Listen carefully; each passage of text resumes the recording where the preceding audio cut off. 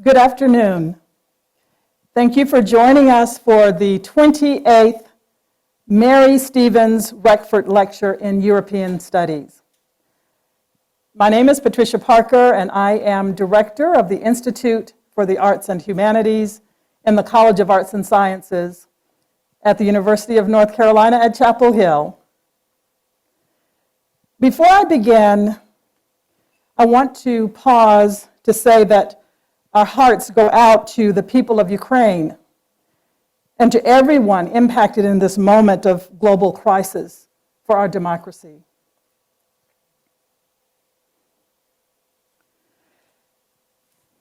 So now I want to bring you greetings from Hyde Hall, the home of the Institute, where we care a great deal about democracy, and we'll be focusing our attention to the events that are unfolding. But for now, we focus our attention here, where I'm joined by the family of by the Reckford family and other special guests. I greet you on behalf of the Dean of the College of Arts and Sciences, Terry Rhodes, who is joining us virtually, as well as Dr. John Stevens, who is the director of the Center for European Studies, who is also a co-sponsor of this event. We welcome you, those of you who are here in Hyde Hall with us, and also those of you who are joining us on the live stream. The Mary Stevens Memorial Lecture was established in 1990 by Dr. Kenneth J. Reckford, the Kenan Distinguished Professor of Classics, in honor of his late wife. The Institute holds the lecture during February to mark and celebrate Mrs. Reckford's birthday. And as it happens, her birthday is tomorrow, February 25th.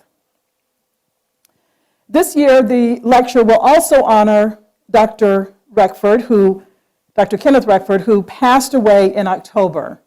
Our condolences to his family and to the many lives he touched as a beloved professor and colleague in the Department of Classics here at UNC from 1960 to 1963, or rather to 2003. At the Institute, we are deeply grateful to be stewards of this gift, honoring Professor Reckford's desire to invite scholars to engage with a broad community. This year's lecture allowed the Institute to amplify themes related to the meanings of community, belonging, and memory, which we are advancing in our programming. In a moment, I'll introduce our speaker, Dr. Magdalena Zaborowska, whose work coalesces around some of these themes. But first, I want to tell you about two other Reckford-adjacent events that were held earlier this month in anticipation of Dr. Zaborowska's visit.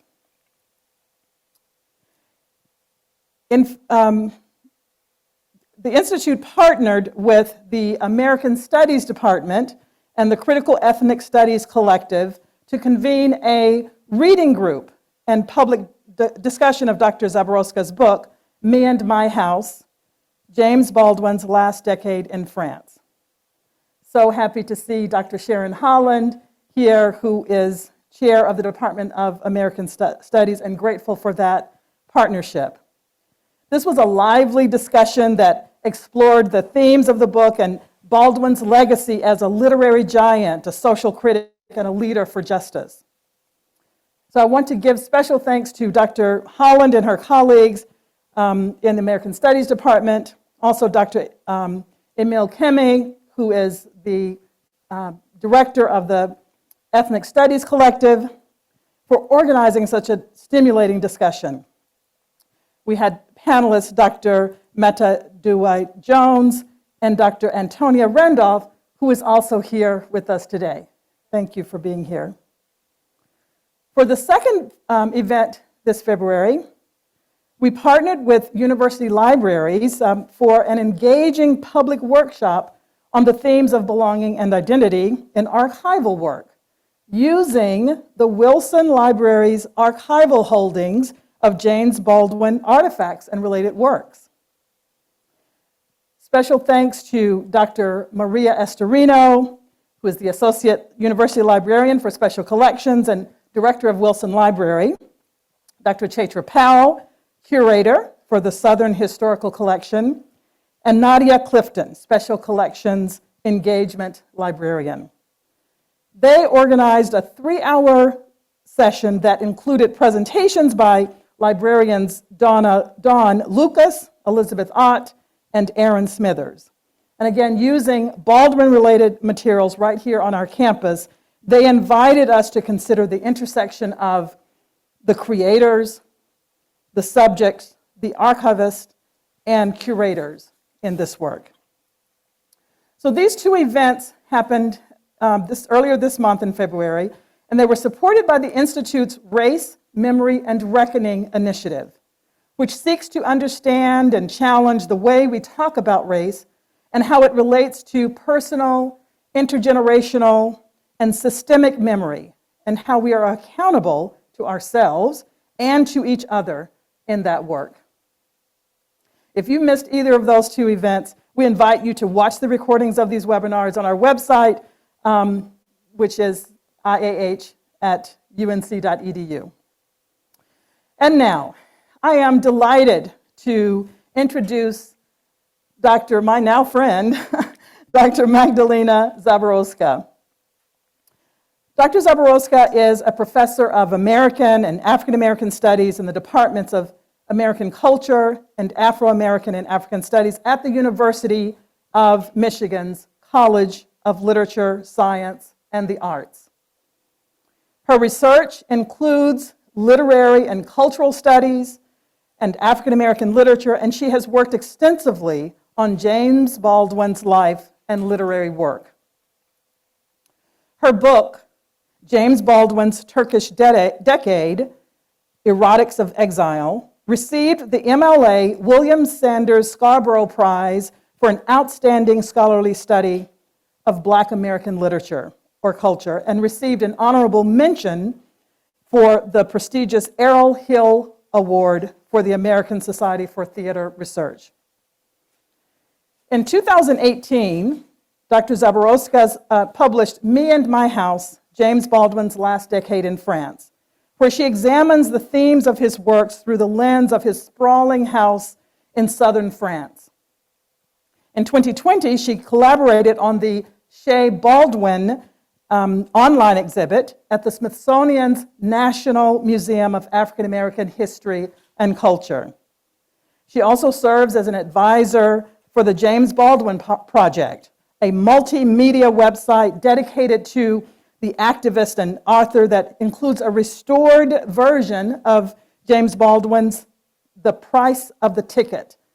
That was a film that was originally released in 1990. The title of Dr. Zaborowska's lecture today is Between Home, Blackness, and Me, Unsettling Locations, Lives, and Archives in Literary Studies. Please join me in welcoming Dr. Zaborowska to the podium.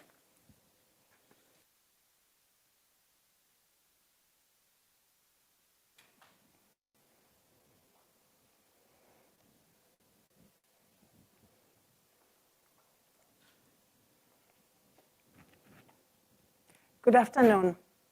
Can you hear me? Tonight, we recognize a remarkable woman and her love of learning. I'm grateful to the Mary Stevens Reckford Memorial Lecture Series and to the Institute for the Arts and Humanities, and especially its director, Professor Patricia Parker, and to Professor Sharon Holland, Chair of American Studies, for selecting me for this great honor. I also want to thank Professors Jones and Randolph, who with Professor Holland led a discussion of my book, and to Maria Estorino, the Associate University Librarian, and her colleagues who organized the seminar on finding Baldwin in the archives. These Reckford adjacent events, as Professor Parkes just referred to them, are part of an amazing program, 3-year program, Race, Memory, and Reckoning, and I am thrilled to be a part of it. I also want to thank Kristen Chavez, Ebony Rose Johnson, Evelyn, and all the others I've just met and who are manning this production. for making my visit possible and for working hard on it. Thank you very much. The meditation I offer you today comes from a literary and cultural studies scholar in American and African American studies, whose work and identity shuttle between the US and Europe.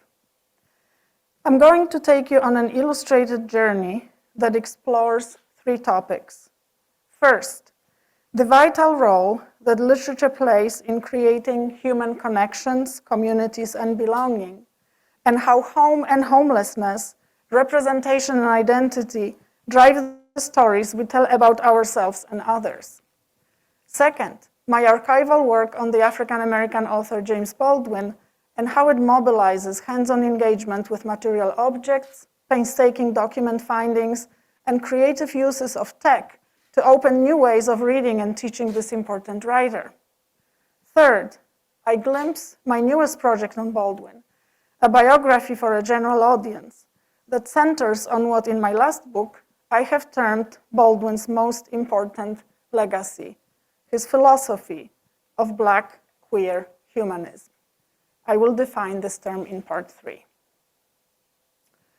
Part 1, storied beginnings. What do we mean by literature in this age of electronic communication when we live barraged by screens filled with messages, images, stories, and trends, not to mention brands, feeds, and their attendant compulsions? I turn for answers to James Baldwin, the protagonist of this talk, and then to Toni Morrison, his dear friend and one of our greatest literary ancestors. At the tender age of 25, having just recently arrived in Paris, James Baldwin describes the role of novels, and thus literary fiction, writing, and reading, in representing and shaping identity.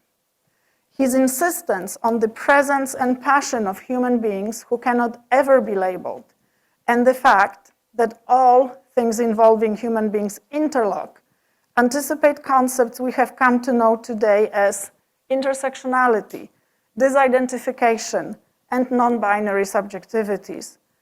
These concepts and a growing recognition of the importance of women's social roles and of the non-essentializing feminine modes of writing, being, and belonging remained central to Baldwin's ethics and aesthetics. Toni Morrison, whose novels, essays, stories, and criticism have revolutionized how we approach American literature, has created whole new worlds and Black characters whose complex humanity defies Baldwin's airless labels, cells, which isolate us from each other and separate us from ourselves. Thinking of photography and stories we tell, sorry about that. Morrison links language and image, the 2 building blocks of narrative, as the godlings that feed and form experience. As the foundational tools enabling human communication and thus connection through the telling of stories, be they poems, plays, songs, paintings, or film, language and image make us into authors and readers, listeners, viewers, including those of us who read without sight or hearing. They make possible encounters between human beings inside what we call literature, that is, a material, metaphorical space where even those of us who are unlikely to meet in any other way can apprehend and learn about each other.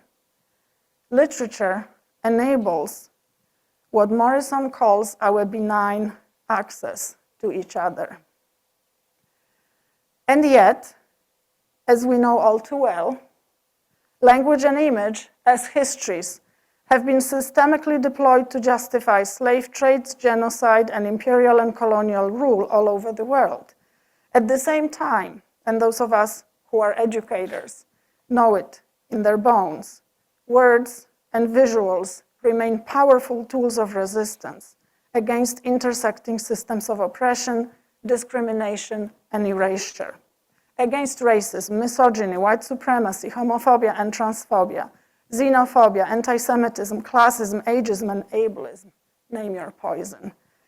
Stories that are true help us, indeed, to remain human and to block the humanization of others.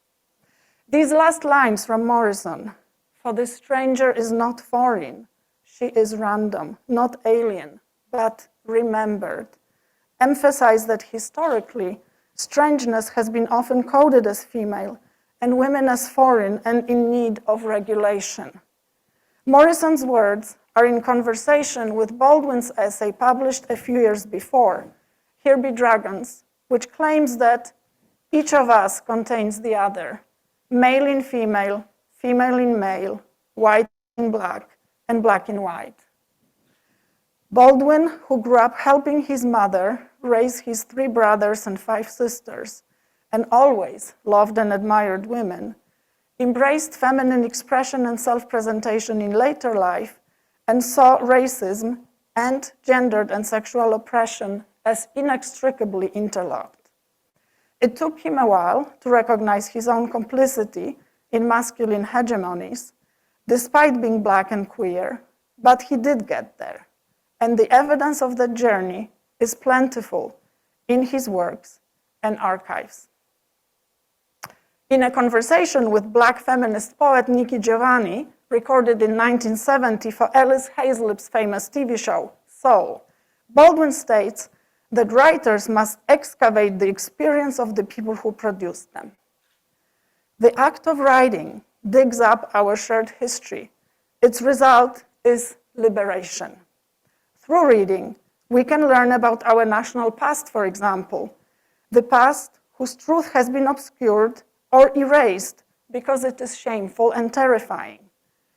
Baldwin understood that the state and those who run it fear unadorned historical truth, even if the truth comes in the form of literary fiction.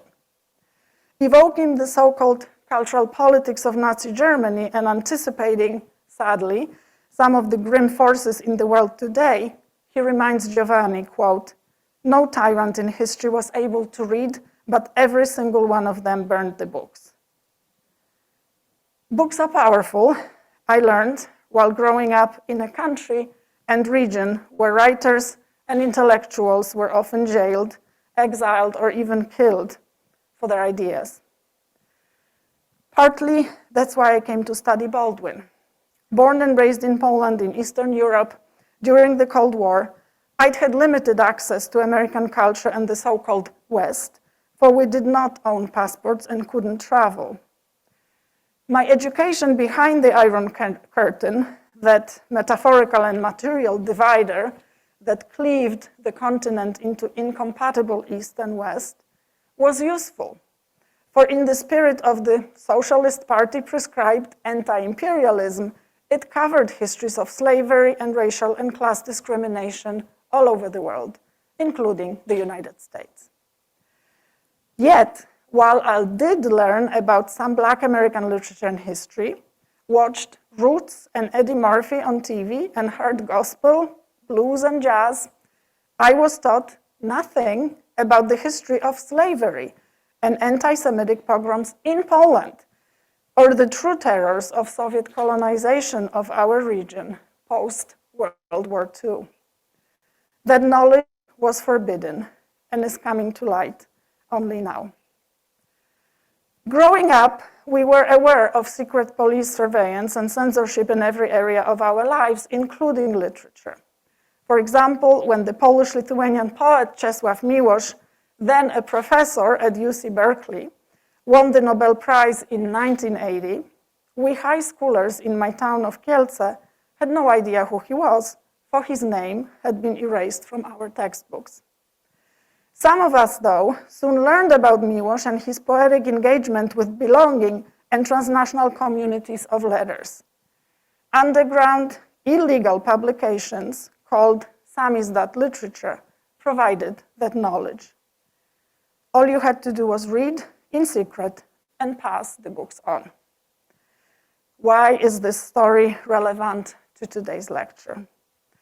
Growing up in Poland, we were told, like some children are told these days, that there is only one single history of our nation and culture. This is a lie, as the Nigerian-American writer Chimamanda Ngozi Adichie reminds us, for it is impossible to engage properly with a place or a person without engaging with all the stories and histories of that place and that person. The single story robs people of dignity. It makes our recognition of our equal humanity difficult. It emphasizes how we are different rather than how we are similar, end quote. My deep desire to explode single stories everywhere has made me a literature professor. Like another Nobel Prize-winning author, Orhan Pamuk of Turkey, I believe that reading is an act of political human engagement that affirms our common belonging in this world. Let me end the parade of literary Nobel Prize winners with the recent words of Olga Tokarczuk, who calls for a new kind of storyteller, one whom both Baldwin and Morrison have already given us in American Letters, the tender narrator. Before being feted in Stockholm, Tokarczuk had met with such hatred and vitriolic attacks following the publication of her historical novel on Jewish Poland, The Book of Jacob in 2015, that she had to hire a bodyguard. She explained that all she did was to excavate true national past, quote, "We invented the history of Poland as a tolerant and open country, as the country that didn't stain its hands with misdeeds against its ethnic minorities. But in reality, we did do terrible things as colonizers, as the nationalist majority that suppressed those on the margins, as slave owners or murderers of Jews," end quote. To some of her compatriots, truth-telling was punishable by death. There were over 4,000 internet comments to that effect. Next June, I will be celebrating 30 years since obtaining my PhD. My dissertation on East European immigrant women writers, mostly Jewish, became my first book, published right here by the University of North Carolina Press.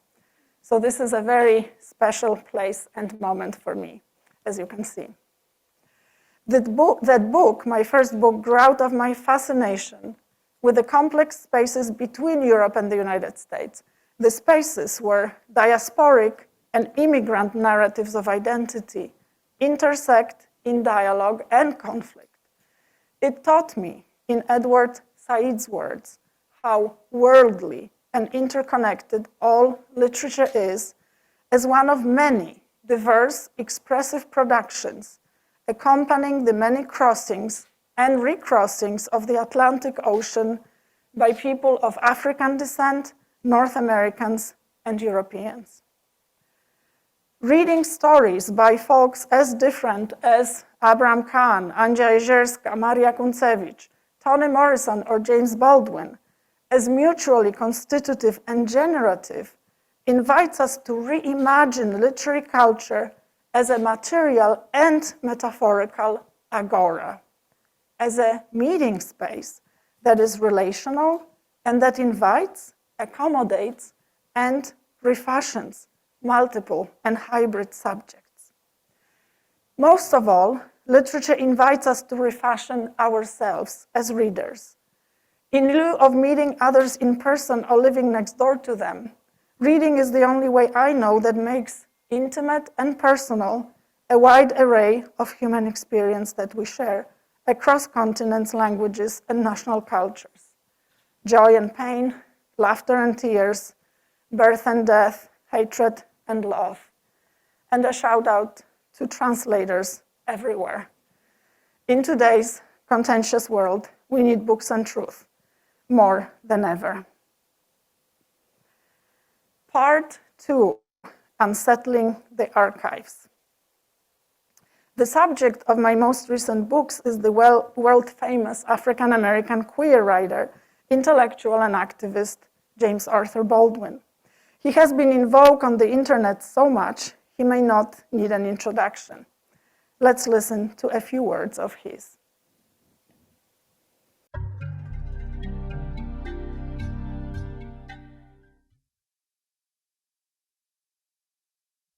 There are days, this is one of them, when you wonder what your role is in this country and what your future is in it. From my point of view, no label and no slogan and no party and no skin color, and indeed no religion, is more important than the human being. Now, when you were starting out as a writer, you were black, impoverished, homosexual. You must have said to yourself, gee, how disadvantaged can I get? Well, no, I thought I hit the jackpot. Oh, great. It was so outrageous you could not go any further, you know. It had to be, so you had to find a way to use it.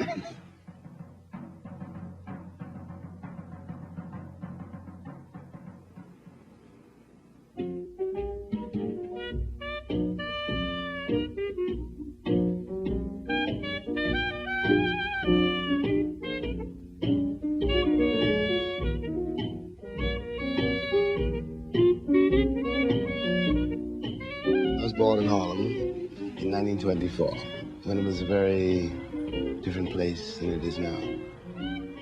My father came from New Orleans. My mother came from Maryland. And if they had waited, 2 more seconds, I might have been born in the South.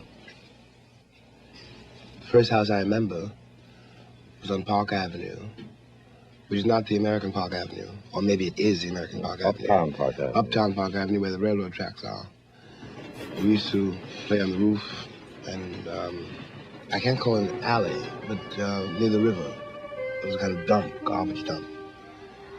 Those were the first things I remember. I remember my father had trouble keeping us alive. There were 9 of us, and I was the oldest, so I took care of the kids and dealt with Daddy. I understand much better now. Part of his problem was he couldn't feed his kids. But I was a kid and I didn't know that. And he was very religious, very rigid. In fact, in a word, he wanted power. He wanted Negroes to do, in effect, what he imagined white people did. That is to own the houses, to own U.S. Steel. And this is what, in effect, killed him, because there was something in him which could not bend. He could only be broken.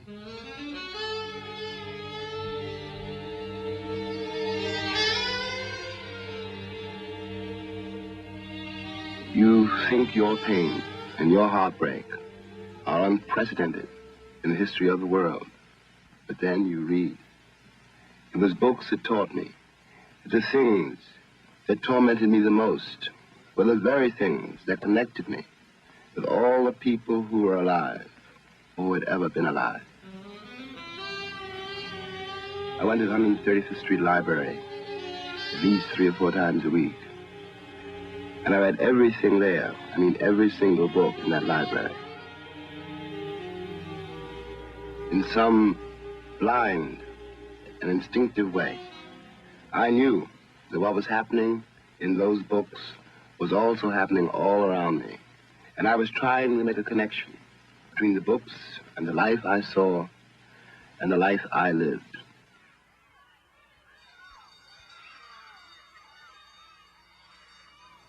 I knew I was black, of course, but I also knew I was smart. I didn't know how I would use my mind, or even if I could. But that was the only thing I had to use. And I was going to get whatever I wanted that way. And I was going to get my revenge that way. So I watched school where I watched the streets, because part of the answer was there. Sometimes I feel like I'm motherless child. Sometimes I feel like a motherless child.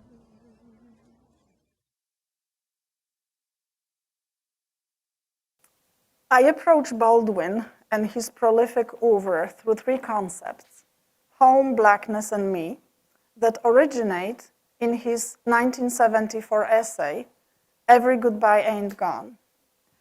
The essay examines his reasons for leaving the United States for France in 1948 and later in the early 1960s for Turkey. It interrogates his decision to live as an exile expatriate, or as he called himself, a transatlantic commuter, until his death in his beloved house in Saint-Paul-de-Vence in the south of France. Baldwin's departure from the US and transitory writing life made him increasingly aware of the demarcation line between the things that happened to me because I was Black and things that happened to me because I was me.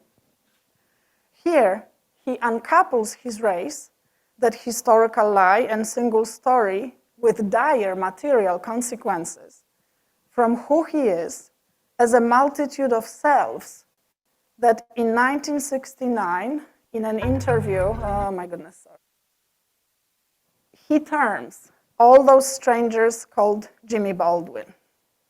My father did one thing for me. He said, "You can't do it." And I said, "Listen, Ma, don't tell me what I can't do." Interviewer, "Why couldn't you do it?" According to him. "Because I was Black, because I was little, because I was ugly." He made me ugly. "I used to put pennies on my eyes to make them go back." Interviewer, "But out of that an identity emerged." "Yes, all those strangers called Jimmy Baldwin. There's the older brother with all the egotism and rigidity that implies. Then there is the self-pitying little boy. You know, I can't do it because I'm so ugly. He's still there someplace." Interviewer, "Who else?" "Lots of people. Some of them are unmentionable. There is a man, there is a woman, too." Baldwin had to leave the US, as Kendall Thomas reminds, because of racism in Harlem, because of homophobia, and as scholars begin to admit more openly, to escape his father's legacy of abuse. We might ask, too, whether his desire to embrace the woman inside his body might have been another reason. Baldwin's discovery of human complexity and interconnection through books must be understood alongside his elegant quip you have just heard, his "I hit the jackpot" exclamation about poverty and outlawed sexuality that references the challenges of his early life and his determination to use them in his art. It is his experience of racism and homophobia, and also his growing recognition of misogyny as their faithful sidekick, that led both to his homelessness and his desire to make home in words. Baldwin forged modes of dwelling and ways of traveling and inhabiting the world away from the US that were distinctly his own as a Black queer man driven away from his fatherland, in every sense of the word. His heroic and revolutionary insistence on linking his pain, heartbreak, and torment as a private individual to his public life, authorship, and activism has inspired, sometimes in unexpected and unsettling ways, my labors as a bilingual and bicultural rhetoric critic and biographer when I began my work on him over 2 decades ago. At that time, there were few Baldwin's papers available, and so I set out on a journey to track his European/Asian and American locations, and in the process developed an eclectic scholarly toolkit to write books on his life in Turkey and France and to teach his works. The images you are glimpsing here show Turkey, but mostly they will be showing his house in St. Paul, known locally as Chebaldwin. I read that house as a conglomerate of matter, material, and metaphor, as a complex and mutable archive. His home is a building we can read like a book and like a body. That is, as an organic structure whose inhabitants and their possessions and stories invite literary excavation.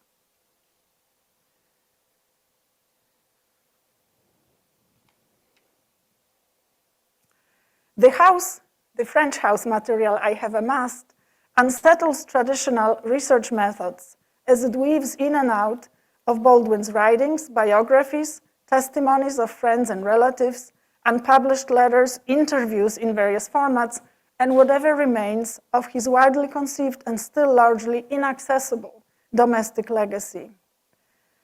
Its visual side consists of photographs that I took of Shea Baldwin during my first visit there in 2000, and of leftover objects salvaged from the house. It contains photographs of the empty structure that I documented between 2014 and 2018. The house was let go by the Baldwin estate in the early 2000s and was in large part demolished by developers in late 2014, with the wing containing Baldwin's study and living quarters bulldozed down to the dirt.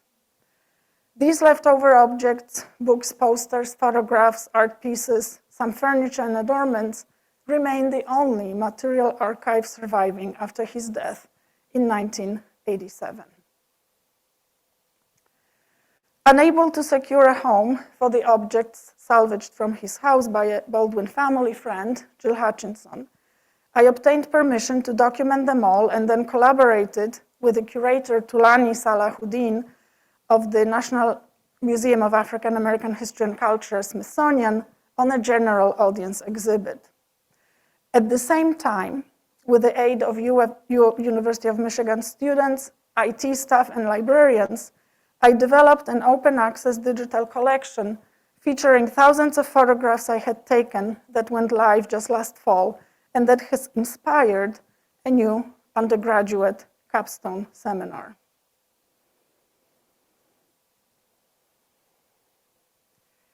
Most recently, I have been on a new journey, mining the Baldwin papers at the Schomburg Center for Research in Black Culture in Harlem that were acquired in 2017.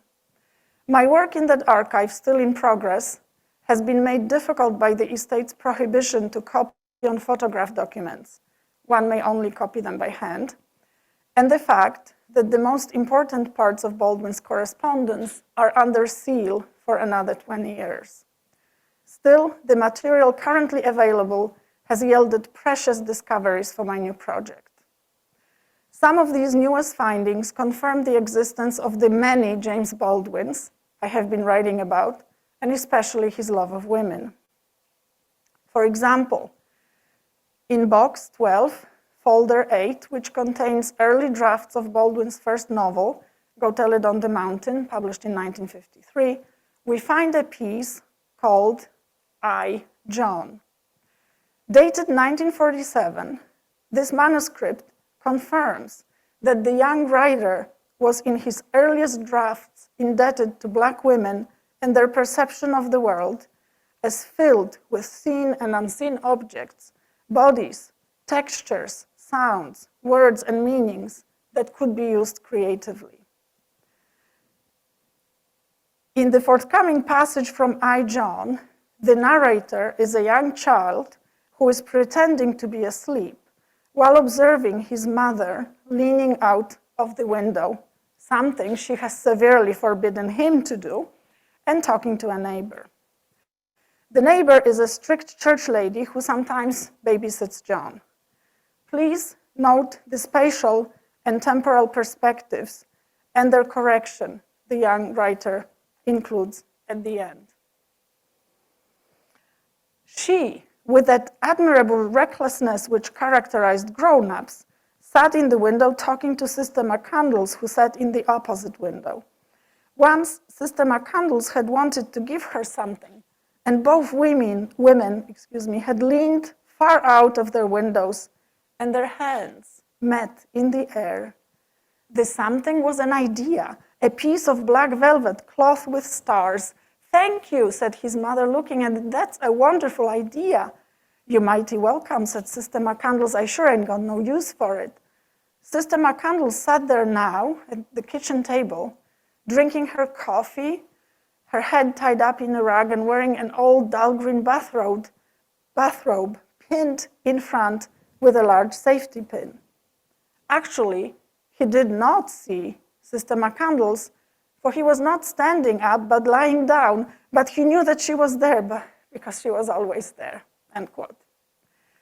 That same piece of black velvet, albeit with no stars on it, reappears as a symbolic prop in the 1972 marvelous still underappreciated nonfiction volume, No Name in the Street. Baldwin's feminist approach may not be apparent given the book's overall focus on masculinity, but the first sentences of its opening section, Take Me to the Water, are proof enough. They offer evocative recollections of Baldwin's mother, Berdis, whom a quarter of a century later he still associates with creativity. That is a good idea, I heard my mother say. She was staring at a wad of black velvet, which she held in her hand, and she carefully placed this bit of cloth in a closet. We can guess how old I must have been from the fact that for years afterward, I thought that an idea was a piece of black velvet. In this later work, not only does Berdis introduce her firstborn to the power of figurative language, but she also emerges as an oppositional figure to his authoritarian and homophobic stepfather. What in the early drafts Baldwin details with painful attention on many, many pages, in No Name in the Street, he sums up tersely, quote, "It did not take me long, nor did the children, as they came tumbling into this world, take long to discover that our mother paid an immense price for standing between us and our father." End quote. In another piece found at the Schomburg, A Letter to Harry Belafonte from May 30th, 1963, Baldwin describes the black painter Buford Delaney as his artistic mentor. I have known him as a man and as an artist from my 16th year. I have always considered him to be my spiritual father, and as a man to whom I owe a debt that can never be repaid. For only my life and my work can do that. It is impossible to describe his work. There is something in it of Cézanne and Van Gogh, and it owes a great deal to the blues. He brings great light out of the terrible darkness of his journey and makes his journey and his endeavors and his triumph ours. End quote. Like his mother, who had let him read, write, and see plays and movies with a beloved schoolteacher, Delaney, as a spiritual and artistic father, contributed to Baldwin's achievement of a complex and unique literary aesthetic.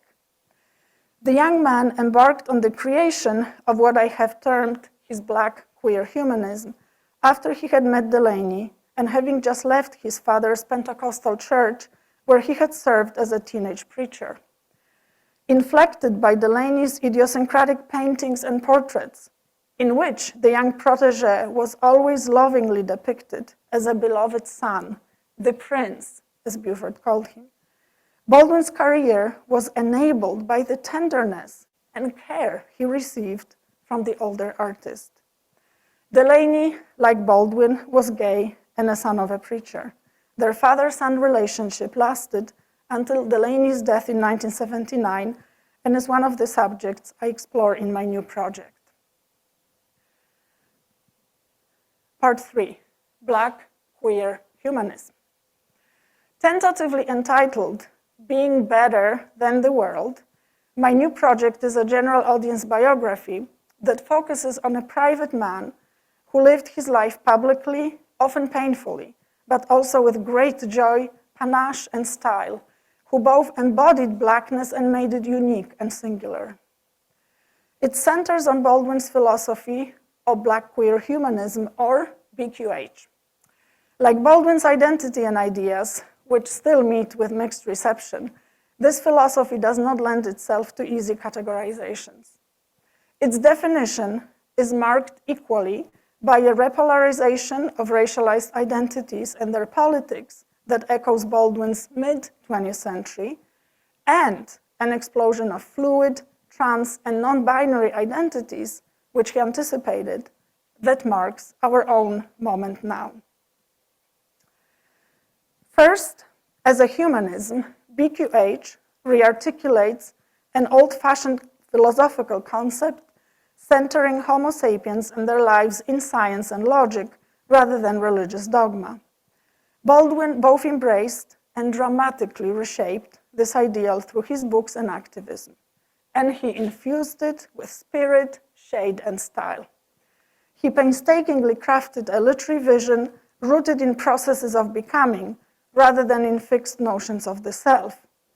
A fierce reader and autodidact whose formal education ended in high school, he learned through his, quote, blood, gut, and bones that what was considered identity arose from fictions about seemingly insurmountable, deliberately scripted differences. Exploiting superficial varieties of body shape, skin tone, facial features, etc., such fictions were broadcast, and still are, as facts by politicians, teachers, pseudo-scholars, and priests. They have functioned as mutually exclusive binaries of race, black, white, gender, masculine, feminine, and sexuality, hetero, homo, to name a few, and in the spirit of divide and conquer have been used to justify ills ranging from sexual violence to slavery to mass incarceration. Baldwin exploded such divisions to reveal how religiosity, misogyny, homophobia, colorism, and classism eroded lives in African American communities and beyond. This airing of dirty laundry did not endear him to cultural and political elites. For example, no black publishers in Harlem would hire him in the 1940s. He was nicknamed Martin Luther Queen among straight black men in the 60s. Yet, while badly shaken by black rejection, he never gave up on his signature moral and aesthetic rigor. Black, homosexual, and increasingly foreign to his compatriots, he was the odd man out, and he used it, no matter how much it hurt. Second, as to black and queer in BQH. Black, Afro-American, and African-American with or without a dash have all been associated with generational shifts. For example, in the 1960s, the Black Panthers provided an edgier alternative to the National Association for the Advancement of Colored People, NAACP. Similarly, in 1970s and 80s, Black feminists and lesbians re-articulated new understanding of womanism that distanced itself from exclusionary white middle-class feminism and heteropatriarchy. Queer, which came in and out of use in Baldwin's lifetime, was adopted in the late 1980s and early 90s as an umbrella term for non-conforming, anti-heteronormative, and other non-binary and norm-defying identities, for example, genderqueer. Queer communicates transgression, bending of boundaries, social norms, and middle-class expectations. It returned to popular use once gay, lesbian, and bisexual were deemed inadequate to express complexities of modern identity. Baldwin's Black queer humanism forms an alternative, hybrid, African diasporic, European American vision whose importance in the US and beyond rivals that of Dante Alighieri's all Erasmuses. It also appends these earlier humanisms by means of a Black queer literary performance that remains unmatched. My book on Black queer humanism is very much in progress, so I have written a letter introducing myself to Baldwin as its author, and this is my conclusion. Dear Mr. Baldwin, we've never met in person, yet I feel that we've known each other for a long time. I have read all of your books, traveled widely, researching your traces, and for over 2 decades, imparted the beauty and wisdom of your words to students in 5 countries. I'm writing to let you know that we need you to save your country, those not so United States, that burning house, as you've called it yet again. You used the dramatic verb to save often with your usual rhetorical flair to refer to places and people that, like Istanbul, Paris, Saint-Paul-de-Vence, Maya Angelou, Yvonne Roux, Engin Cesar, and Lucien Kappersberger, made profound impact on you. The story of your life links moments of unexpected salvation and moments of profound despair, all of them immortalized in your work. Since boyhood, you imagined and fought for an America that did not come to pass in your time. Your vision of resilient humanity is rooted not in superficial empathy or wokeness, but in deep compassion for others. Based in accountability, hard work, unsparing honesty, unvarnished truth, and rigorous self-inquiry, your vision and words revel in joyful creative expressions. You love to play, as much with African diasporic forms as with those termed Western American, all the while creating a unique aesthetics and ethics. Your resilience gives us hope that what you have left us, your philosophy of Black queer humanism, will guide us in today's embattled, bitterly divided United States. Yes, I know that you weren't exactly down with either Black or queer as terms during your time, so please forgive my use of them in a nod toward contemporary audiences, or as you would have called them, the children. Today, we the children read the terms Black and queer in dynamic, shifting relationships with your life, works, and each other, including contextualizing your well-documented ambivalence about all racial, sexual, and gender labels. Pondering the term Afro-American in 1972, for example, you called it two confusions and two undefinable proper nouns. Amid cultural pretensions of history, terms like that, you said, were merely a mask for power, revealing that what is called civilization lives, first of all, in the mind. What a mind you had, a sharply witted theorist and fierce cultural critic, as much as a brilliant writer and orator. You reconceptualized what it meant to be human in the late 20th century and changed forever how Black writers were supposed to write. Your books teach us that race, gender, and sex-based systems of oppression exist all over the world. Inspired by your life in Turkey, you studied the Quran and fell in love with the Kurdish writer Yashar Kemal. You spoke for the Algerians during their colonial war with France. You supported both Jews and Palestinians. You admired social contributions of the Nation of Islam, but rejected their racism and misogyny. You loved and emulated Black women writers like Alice Walker, Toni Morrison, Florence Ladd, and Verta Mae Smart Grosvenor. You recognized your mother and paternal grandmother, Barbara, as your key artistic inspirations. In your later years, you embraced feminine fashions with gusto. You wrote about androgyny and read about trans identities. In your last, still unpublished play, The Welcome Table, your porte-parole is a Black woman singer who seems to be Nina Simone, Bessie Smith, Josephine Baker, Billie Holiday, Gloria Lynn, and Dina Washington all rolled into one. Few knew that you wanted to have children, though many would agree that you would have made a superb parent.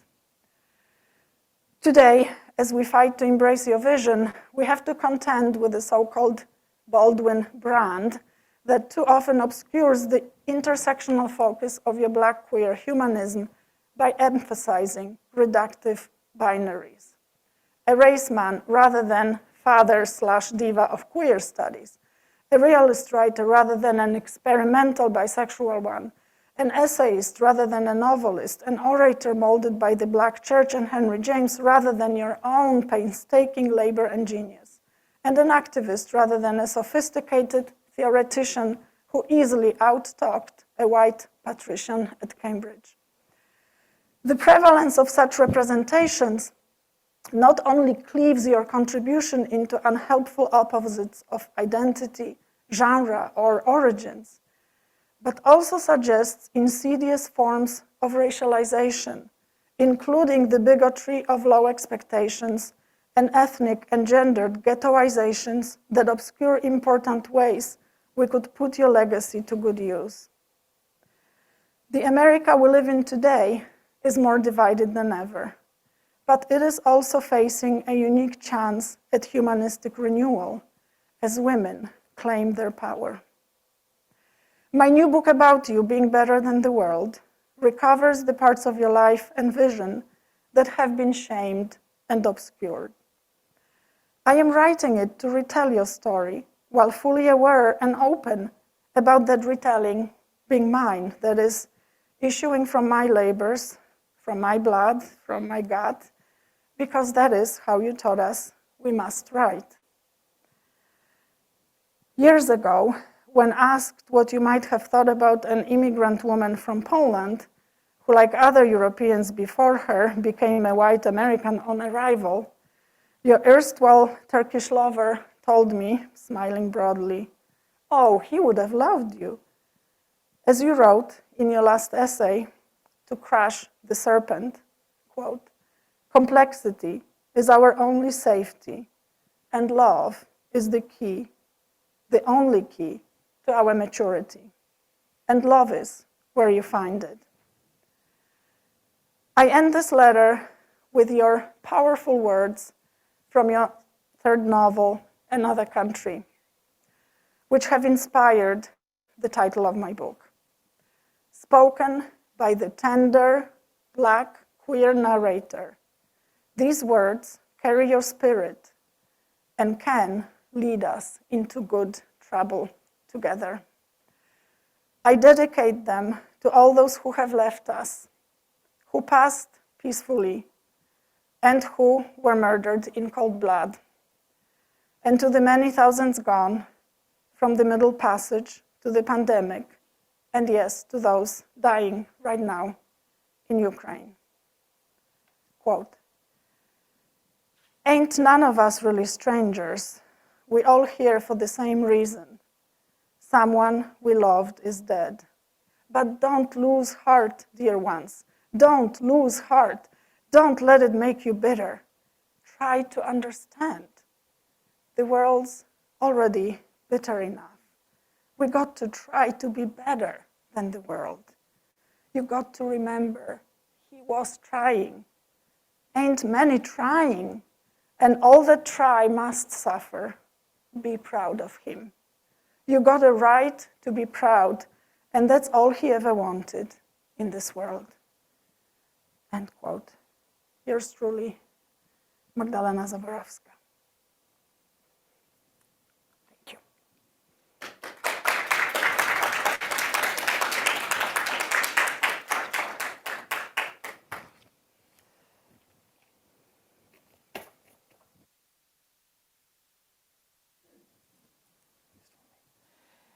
Thank you. Please have a seat. We'll take about 10 minutes for questions. But first, I just want to say thank you for that powerful lecture, especially for your words at the end. James Baldwin's words, we need them now, and you gave them to us. Thank you for that gift. And thank you for making this gift possible. I am honored again. Thank you. So if we have questions for Dr. Zaborowska, we can take them now.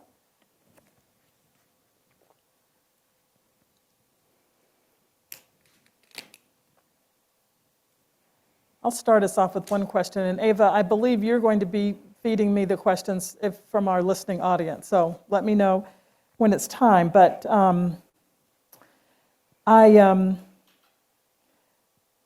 really intrigued by the way that I'm going to phrase this in, I think, in some of your words. You mentioned the Baldwin brand. And, James Baldwin had such importance during the time when he was here, and then there seems to be a resurgence. But it seems that you are calling us to think more deeply about James Baldwin that maybe even counters this Baldwin brand in this moment. Can you talk more about that? So very quickly, Baldwin fell out of favor with the public following the publication of The Fire Next Time in 1963. And unfortunately, to this day, there is still a sense that his work got worse and his later work is not worth reading. And some people even say that without having read that work, which is another story.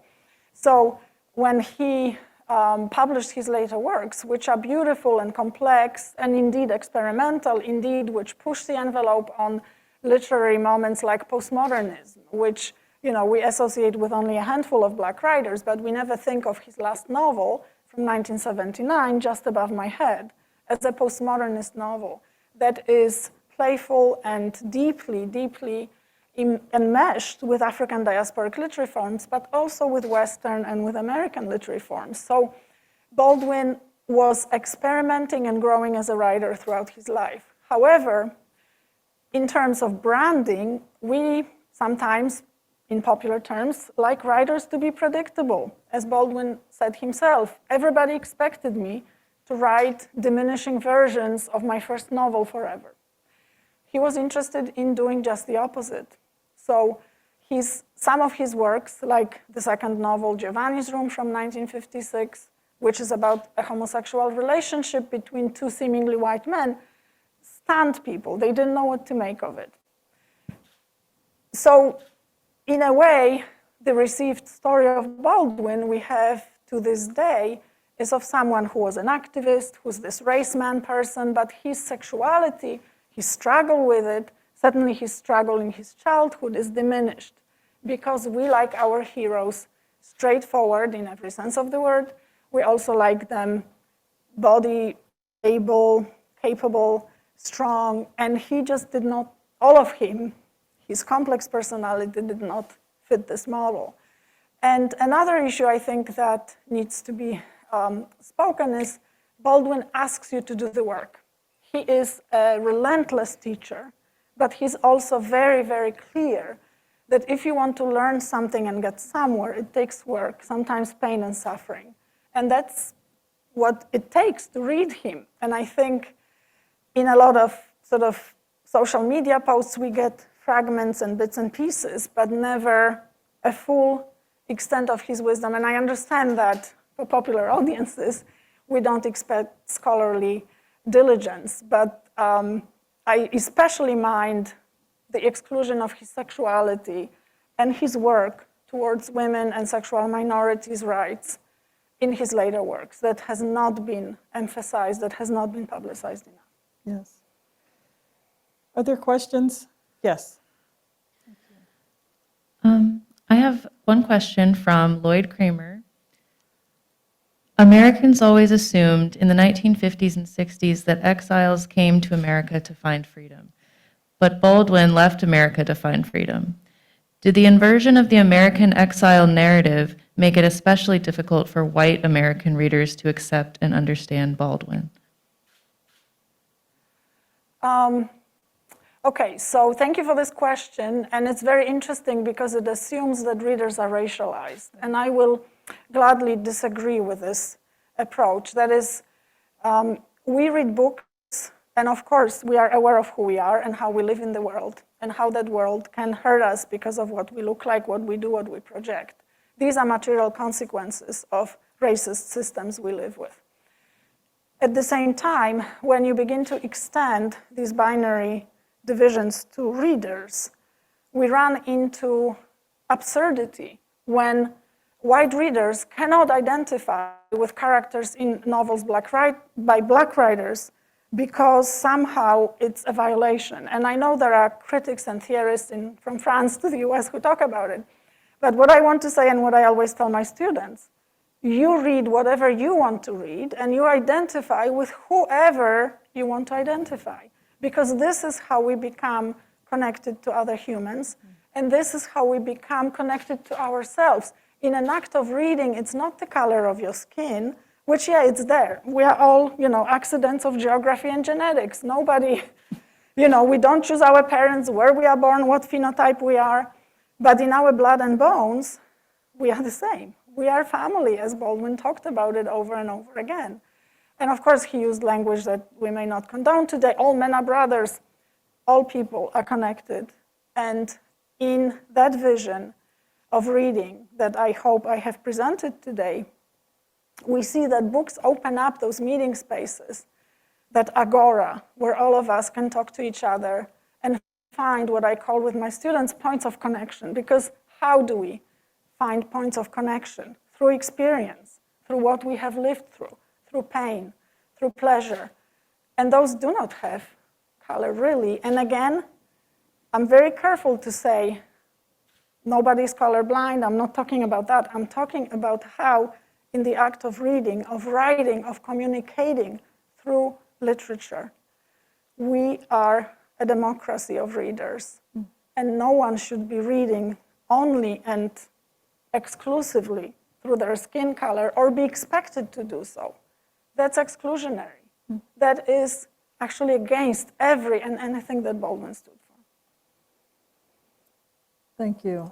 This is something that I find so fascinating about your work. This idea that, in your reading of Baldwin, you have sort of excavated this, what you term as, his Black queer humanistic philosophy that was lost, that sort of provides this way of thinking about connection and this rigor, through his own critical self-reflexivity. This has come to us, and it provides sort of a model, a way for others to do that kind of self-interrogation through literature and to see the connections. That's a great comment and question, and it also connects me to if you imagine Baldwin's vision, it's like that piece of black velvet that changes meaning between 1947 and 1972, when, he's in his Juvenilia manuscript writing about this moment of women passing on a thing, and then it becomes an idea in his mind, in the child's mind, and he carries this with him. So what I want to say is Black queer humanism arises from validating these moments that come from women, and Baldwin has been staunchly read with exclusively male writers. So there is also a way in African American studies we segregate by gender. So, we're women here and men there, and they never talk to each other. No, Baldwin wrote and read and was inspired by women. And I've been looking at letters with Toni Morrison. There is so much exchange and dialogue. He and Audre Lorde were good friends. He learned so much from her. He also was looking at people who were transitioning, and he had a friend about whose transition he was really disturbed, and he was trying to learn about it. So I found books on trans identities in his library. So clearly he was interested. He didn't get there to articulating this fully, but in the last manuscript, it's there, of the Welcome Table play that's never been published. So to make a long story short, what I think is so important to realize is that we would have to basically celebrate Baldwin for his ways of being kind of a feminine and feminist, if not womanist writer, because he uses the ways that women are supposed to be, like touchy-feely and feminine and autobiographical and personal, right? The personal is political. It is to him too, and he didn't give, anything that it was not masculine enough or manly enough. And I think his deep, deep friendships with women from all over the world, Turkey, France, and many, many sisters, Black women, he cherished, like Maya Angelou or Nina Simone. He just learned from them and embraced, again, not in some essentialist way of being feminine, but what culture of support and passing on of that piece of black velvet to create ideas, to create metaphors, to create beautiful art, to interpret the world through those under-researched, under-observed, and also underappreciated moments of human contact. Yes. Yes, Antonia, please. As you were talking, it made me think about, is there a difference between the Baldwin archive as written and as captured in pictures and as in speech? Because I'm thinking about the picture of him dancing with Nina Simone when he looked so delighted, and that is a different Baldwin than the kind that's in the Baldwin brand or even in the page. Like there's a Right. the material artifacts of Baldwin might tell a different story than the writing. Exactly. So we might want to repeat the question. I'm not sure if those on Zoom heard the question. Oh, So yeah, the difference, if I may paraphrase, the difference between, no, you can bring the microphone for the next questioner.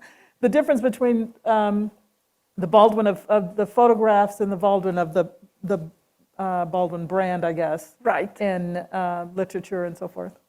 So again, we run against those gender divisions and segregations, like private moments, domesticity, private sphere, your intimate sphere of friends and family.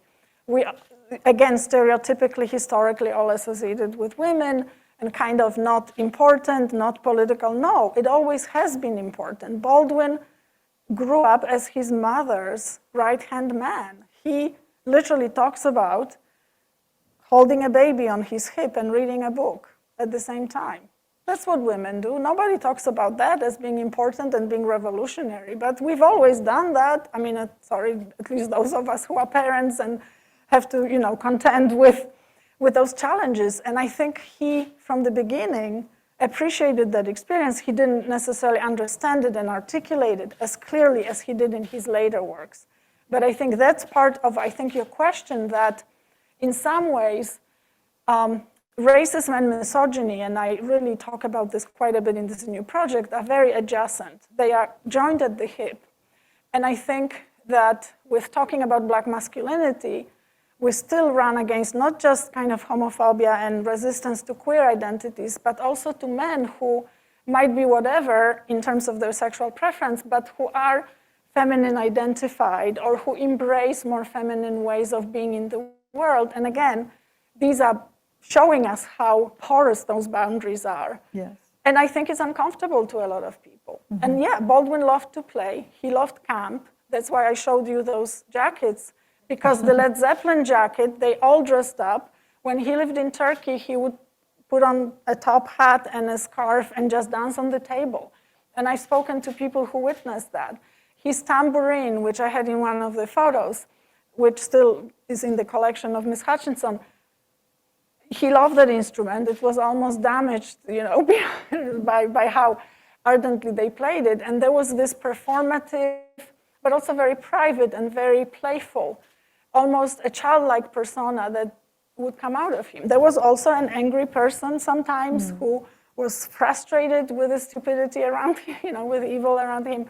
But I think we need to look at the whole person. And we don't like our heroes to be whole people, vulnerable, feminine identified when they are men, and complex because it requires work. And it cannot be contained in 140 characters on Twitter. Although now it's more characters, I hear. But. Well, we certainly appreciate you doing the work that you do to bring this complexity to such an important figure, and such an important figure now. So thank you once again, Dr. Magdalena Zaborowska, for your wonderful talk. And I do want to take just a moment to thank the wonderful staff at the Institute for the Arts and Humanities, Kristen Chavez, Ava Lane, Ebony Johnson, Rebecca Williams, Philip Hollingsworth, Silas Webb, Angela O'Neill, and Tommy Watson. And thanks to the wonderful behind-the-scenes crew that we have here, Tech Factory and Veronica from Butterfly Concepts, who set up this beautiful decor. And once again, join me in thanking Dr. Zaborowska for her wonderful lecture. Thank you. Thank you so much.